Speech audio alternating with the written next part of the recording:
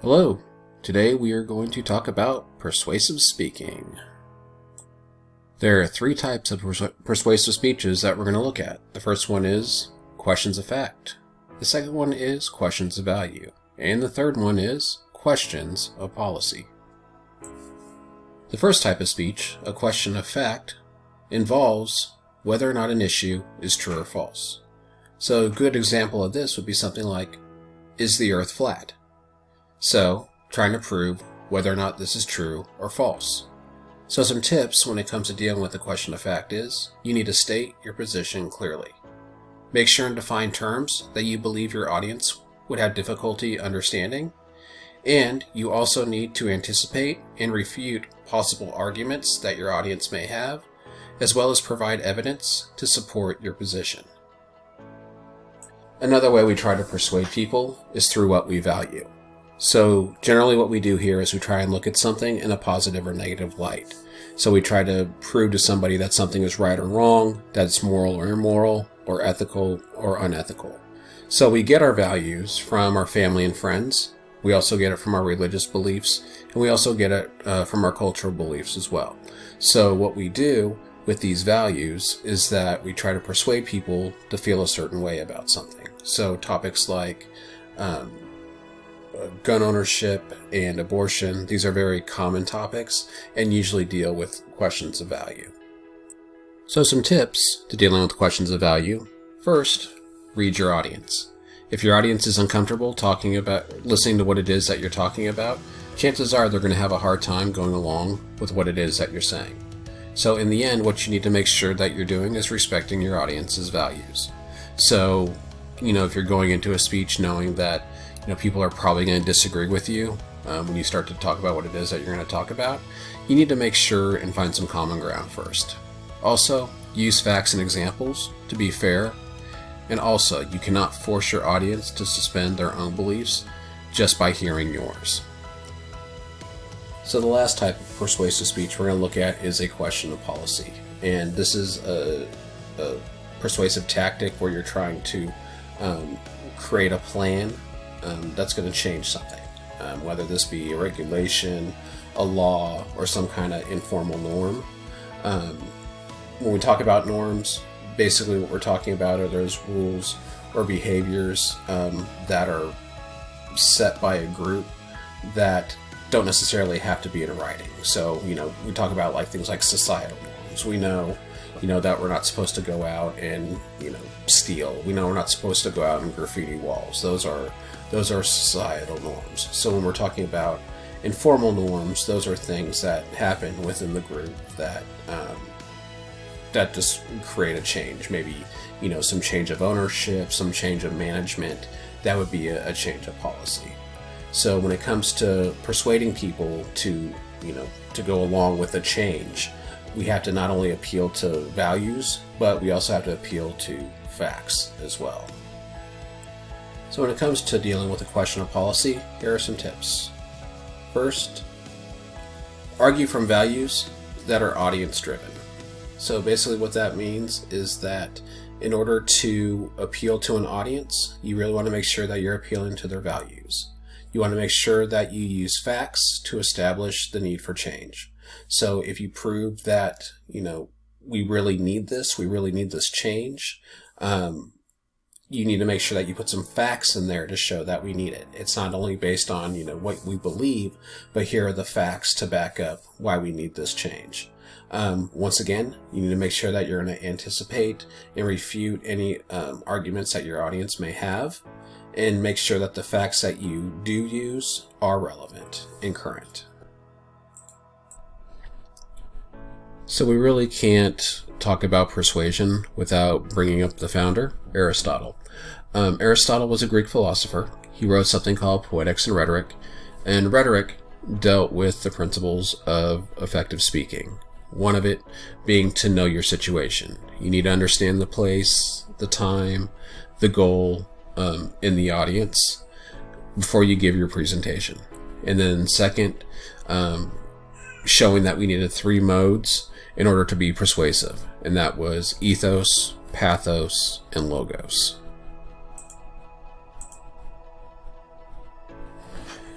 So the first thing we have to do is show credibility. The speaker must be credible, and we do that through several ways. One, we do it by how we dress. So when we go to speak in a formal presentation, we always want to dress up and look nice because that helps with our credibility. Our introduction is a very important part of establishing our credibility as well. Oftentimes there, we're talking about our credentials, like what makes us, reliable, what makes us credible to talk about what it is that we're talking about today.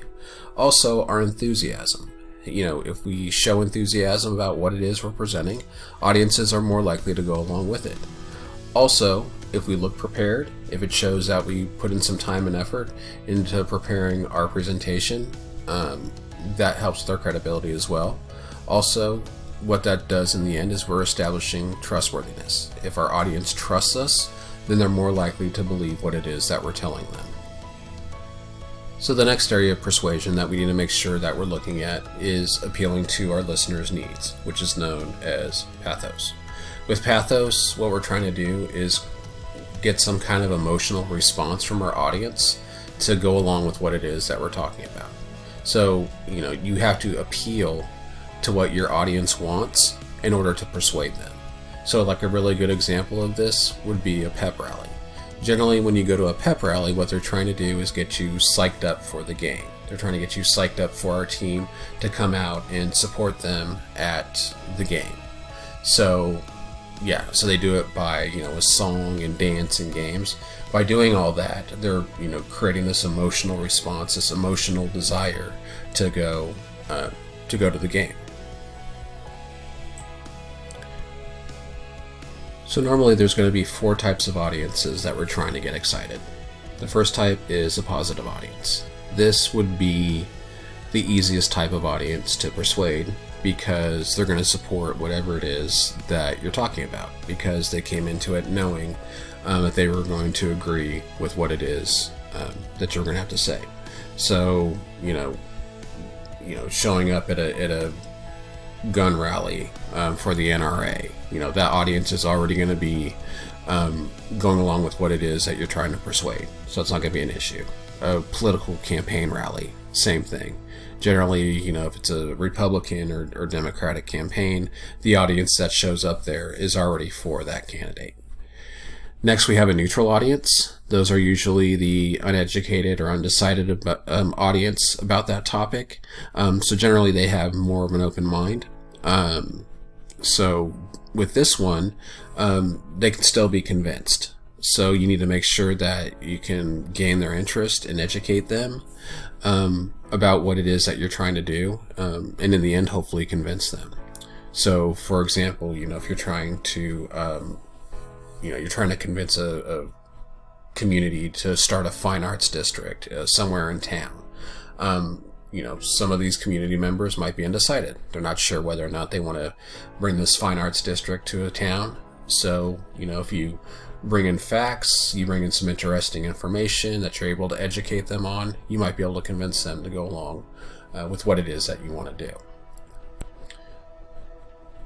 Your apathetic audience, this is the one that has absolutely no connection to the topic, nor do they really have a desire to.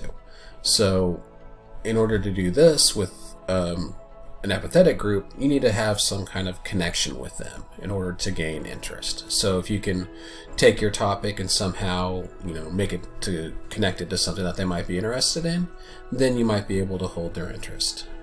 So, if somebody comes in and they give a speech on nuclear fission, and it's, really the topic is not very interesting to you, but somehow they can, show the importance of it by connecting it to things that that are important to you, then you might be able to go along with it.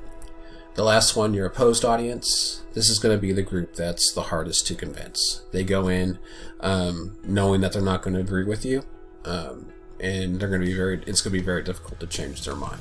So they're opposed to your viewpoint from the beginning. The goal is to get them to start to think. You're not going to be instantly tell them to forget what it is they know, go along with what it is that I'm going to talk about. That's just not the way it goes. So you got to be able to, reach some common ground with them. And you're able to reach common ground several different ways. One, you respect your audience's position. You go in knowing that they're not going to agree with what it is that you're going to have to say. No matter what the reason is, you're going to need to make sure that you respect that. As talked about already, make sure to find some common ground. Maybe, your credentials, what it is that makes you qualified to talk about what it is that you're going to talk about. That could be used as a way to maybe gain respect.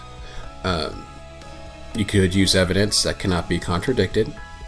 Once again, not forcing them to believe what it is that you want them to go along with, but bring up some evidence, some things that are some truth that really can't be contradicted, and then make sure that you're diffusing any tension before it gets out of hand.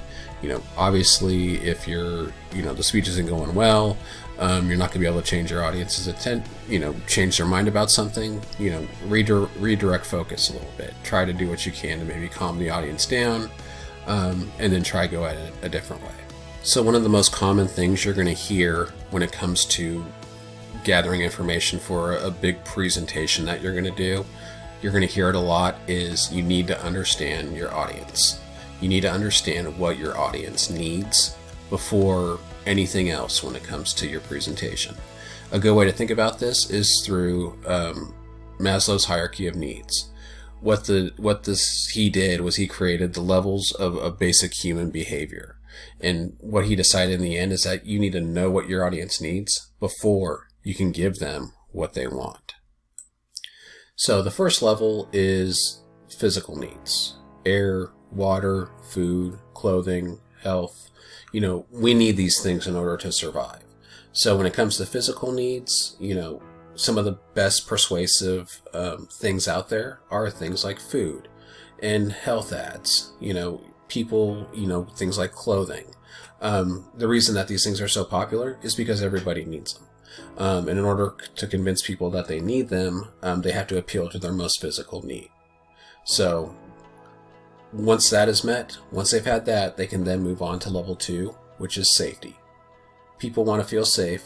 They want to feel secure. And they seek protection from a multitude of different avenues. So like, for example, you see a lot of insurance ads out there. Those, appeal to safety. So, you see a lot of food ads, you see a lot of clothing, you also see a lot that deal with safety, trying to keep people safe. So, those are two very important needs that people need to have before they can move on to level 3.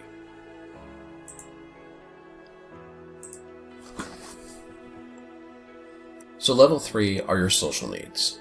This is the love and respect and acceptance that you seek from others.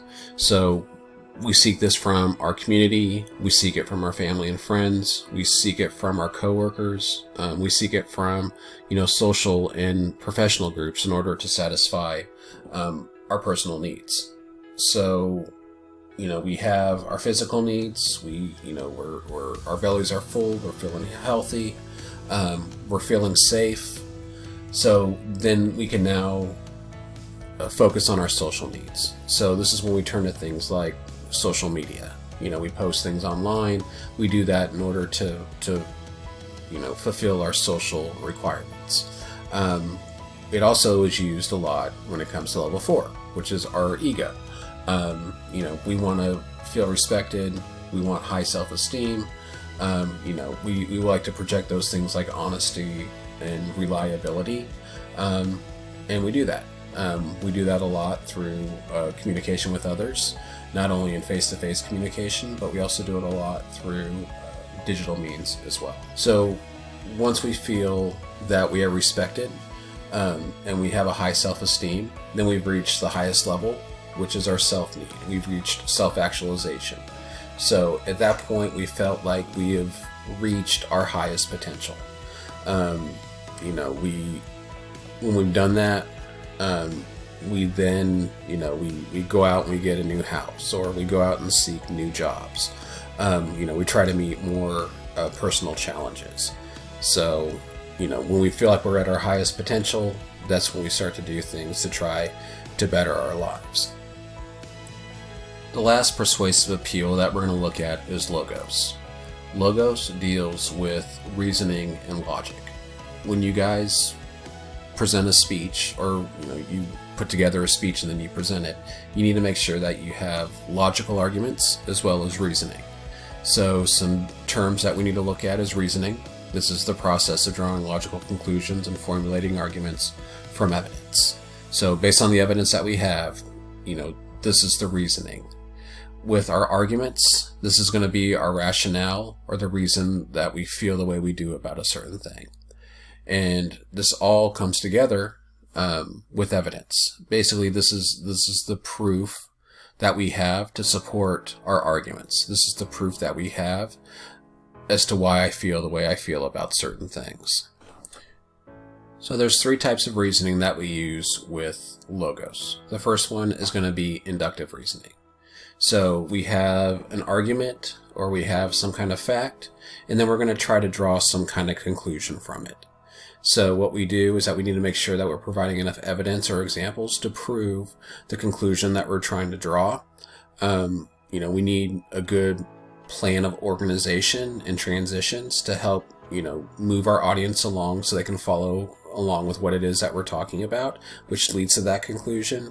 And then finally, we need to make sure that we're avoiding generalizations, trying to appeal, trying to take our arguments and put them, onto a wide range of audience, using terms like all and every and always. We need to make sure that we're avoiding those generalizations and be more specific, or as specific as we can when it comes to the arguments and the conclusions that we're trying to draw. With deductive reasoning, we're doing the opposite of that. We have found some sort of conclusion, and now what we're doing is we're finding evidence to support it. So, you need to make sure that this is, first of all, the right approach to take. You need to make sure to define whatever position that you're taking clearly. This is where credibility comes in a lot. If you're going to, start off with, well, this is exactly what happened, and this is why you should go along with it, then this is where, where your, ability to prove that you're, able to talk about what it is that you're talking about in a logical and a reasonable form comes into play. You want to make sure that you're using evidence that is sound and plentiful, meaning that there's a lot of things to back up what it is that you concluded. And you also want to make sure that you're staying away from things like fallacies and propaganda, which we'll talk about at the end of this unit. The last type of reasoning that we're going to talk about is cause and effect. So generally what we're doing with cause and effect is we're finding correlations to show that something has happened. So when we do cause and effect, you not only got to know when to use them, but you also need to make sure that you're doing plenty of research and analysis before presenting what it is that you're going to present. You need to decide, which comes first, the cause or the effect. Is it because something happened, these are the effects of it, or are we going to do the opposite of that? Are we going to do, based on the effects that have occurred, well, this is the cause that it created. So you need to make sure which order that you're going to go in. You want to make sure that the relationship between those two things are sound, and you do that through, plenty of solid evidence. And then also you need to make sure that you're going to anticipate your audience's reactions and questions, because with certain topics there's going to be a lot of them. So the last section of the unit that we are going to talk about is fallacies and propaganda, also known as faulty reasoning. So fallacies is also known as flawed reasoning, and there's 7 main fallacies that we're going to look at. The first one is begging the question, and this is where a speaker assumes that something is true or false, and they don't really supply any proof for it. Another one is card stacking. This is where a speaker mentions only the facts that will help build their own case for their arguments, while ignoring other factors or evidence that might not necessarily help their case. Next, we have the false premise. This is where a speaker begins with a false assumption that they make the audience assume to be true. We have glittering generalities. This is where a speaker will use cliches or big words to try and make your audience accept something by associating it with things that they possibly value. Non sequitur. This is where a conclusion does not follow the evidence that is presented. Two more fallacies that we're going to look at. One of them being false generalizations.